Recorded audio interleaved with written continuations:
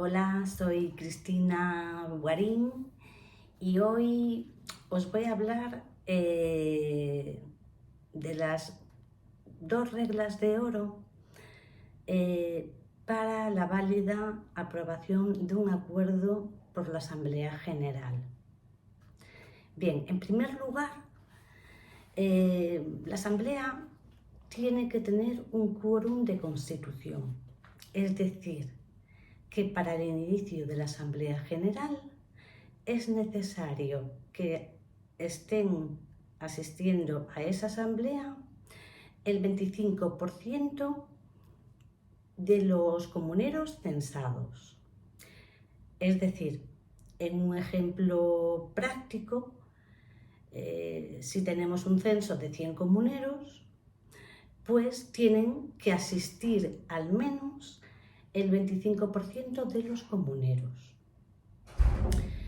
Bien, para que no haya dudas de los comuneros que han asistido o no a una asamblea general, yo recomiendo a todas las comunidades que realicen un riguroso control de asistencia a la asamblea, es decir, que tengan preparado unas hojas con los comuneros que están censados y que cada comunero que entra firme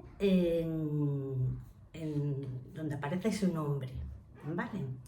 En ese control de entrada se deben recoger también las representaciones de los comuneros.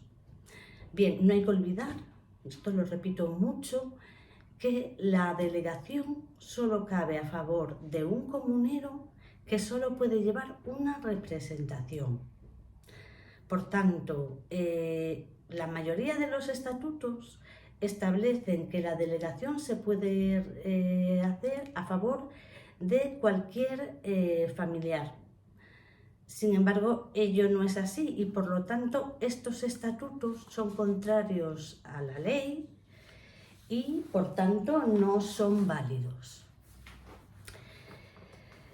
Bien, ya para terminar con lo que es el tema del quórum de constitución de la Asamblea, debo recordaros que ese quórum se exige, el 25%, se exige únicamente para el inicio de la Asamblea.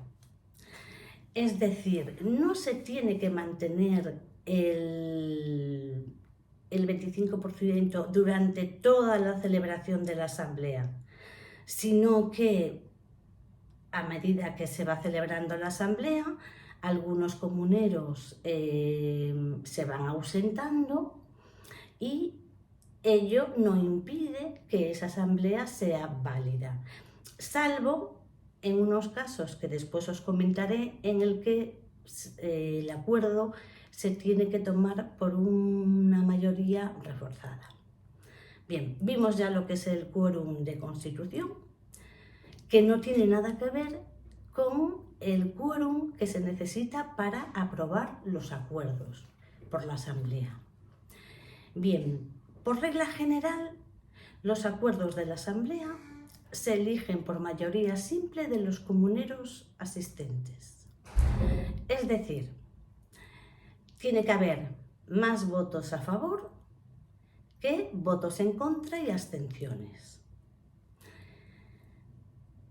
¿Qué pasa? Que hay unos acuerdos concretos para los que se exige un régimen de mayoría reforzada.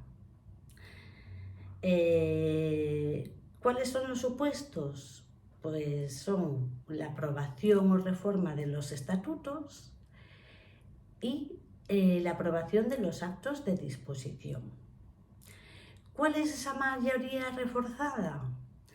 Pues se tienen que aprobar estos 2 puntos, se tienen que aprobar por el voto favorable del 50% de los comuneros en primera convocatoria y por el voto favorable del 30% en segunda convocatoria.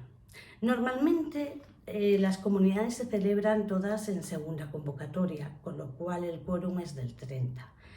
En el ejemplo práctico que antes os hablaba, pues si tenemos un censo de 100 comuneros, para aprobar un acto de disposición o una reforma de los estatutos, tienen que votar a favor el 30% del censo. Y si el censo son 100, pues tienen que votar a favor 30 personas. ¿Vale? Bien, ¿qué podemos entender por actos de disposición? Porque lo que es la reforma de los estatutos no tiene especial problema de entendimiento. Bien, pues por actos de disposición son actos de disposición del monte, ¿vale? Entonces, ¿cuáles pueden ser? Pues por ejemplo, la aprobación de un contrato de derecho de superficie, o de arrendamiento, o de cesión de temporal de uso, la permuta de un monte vecinal, porque estás disponiendo de un trozo del monte vecinal, la compra de terrenos, que desde la aprobación de la Ley de Montes 7/2015, las comunidades de montes tienen ya capacidad para comprar terrenos y, por lo tanto, esa compra de terrenos exige también el quórum reforzado, porque el precio que tiene que pagar la comunidad forma parte de su patrimonio. También la aprobación del justiprecio expropiatorio de común acuerdo, es decir, la expropiación forzosa puede terminar a través de un procedimiento judicial después de haber pasado por el jurado de expropiación, o puede terminar antes, una vez que se levanta el acta previa y se llega a un acuerdo entre la administración expropiante y la comunidad de montes expropiada. Pues bien, ese justiprecio que se le va a pagar a la comunidad también debe aprobarse por el 30% de los comuneros censados. El deslinde del monte vecinal en mano común, ya sea con particulares, ya sea con otras comunidades de montes, y otros más supuestos que ahora no se me ocurren, pero que, porque esto no es un numerus clausus, ni aparece escrito en ninguna ley o reglamento de montes, son actos que a mí se me ocurren como actos de disposición. Bueno, pues aquí se termina este post y nos veremos, espero que muy pronto. Un saludo, Cristina Bugarín.